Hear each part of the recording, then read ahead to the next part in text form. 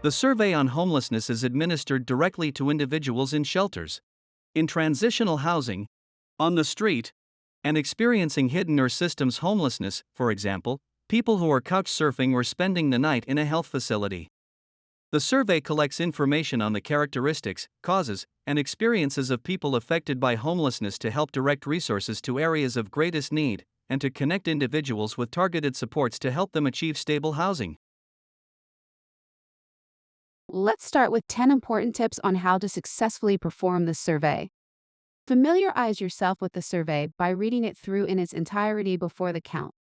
Doing a test run of the survey with a partner in advance increases familiarity with the questions and response options and gives you an opportunity to note any spots where you may need further clarification. Ensure that you receive informed and ongoing consent. Be sure to use the consent script you have been provided before beginning the survey. Do your best to answer any questions about the purpose of the survey and privacy of data that the respondent may have. No one should feel pressured or coerced into participating. Stick to the survey, and questions should be asked exactly as they are written in the survey provided. This will contribute to the reliability of data and ensure consistency throughout your community and across the country. At the same time, there may be instances where it is necessary to provide clarifying remarks to ensure that respondents understand the questions. Stay objective. When conducting the survey, go through the questions in a neutral and objective manner. Do not influence someone's answers. In order to respect the respondent and to ensure data integrity, please refrain from influencing someone's answers. Surveyors should simply note the response and move to the next question. Do not modify the answers. As a matter of respect for the respondent, do not assume their answer before they respond. Document the answers as accurately as possible. If possible, do try to get a clear answer. If respondent provides answers that are unclear or ambiguous, you may ask them to clarify, for example by saying, "Sorry, I don't understand. Could you please rephrase?"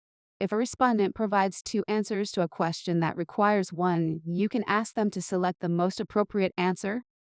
For example, if they say they are going to spend the night in two locations, ask them where they will be spending the most time. Do not press someone to answer a question. The respondent is not required to answer all questions. In this case, the surveyor should simply select "Decline to answer" in the survey form and move on to the next question. Do not comment on someone's answers. Commenting on answers can make the respondent uncomfortable. The surveyor should simply select the response option in the survey without making any comments.